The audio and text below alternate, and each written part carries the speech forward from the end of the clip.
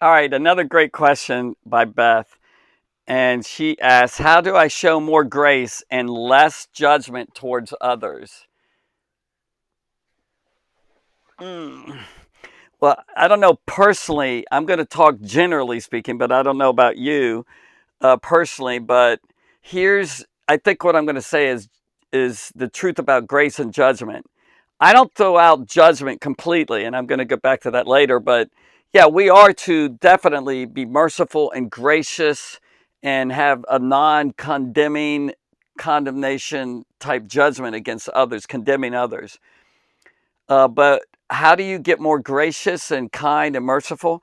Just take a good hard look at what God has done for you, and you will change into a person of mercy and grace.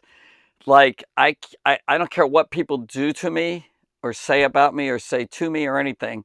I love them, and I've got to be gracious because I have so much sin that God has had mercy on and pardoned me for, that it's really easy to love people and forgive them for what they do to me. It's not that hard to love your enemies. It really isn't, because I was an enemy of God and he totally loved me. And the big passage that's really liberating is Matthew 18, that parable of the king who had two servants who owed him tons, and the other guy owed the other servant a little, and he put him in a jail. And it was so easy to forgive others and pardon them and be gracious.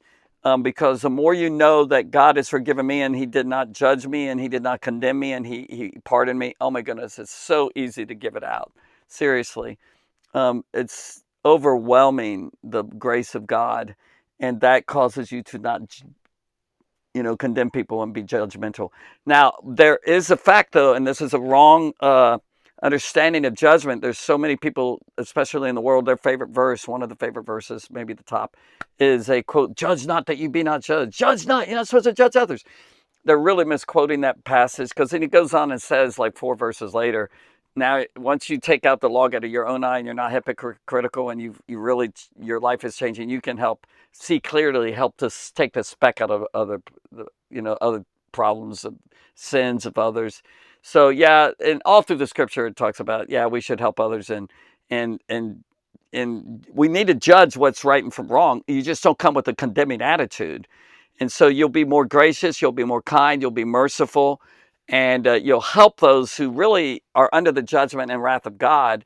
And so you need to share and explain the error that people are in. And if they're sinning, they need to be told that they're sinning. And they'll say, well, you're judging me. Yeah, I am. But I don't have the condemning attitude because I've been forgiven. I want to help you. That's the attitude that Jesus was talking about. There's an attitude thing there. Um, so I hope that answers it. All right. God bless you. If you have any questions, feel free to put them in the comments, or any challenges to what I just said. All right. God bless. Bye.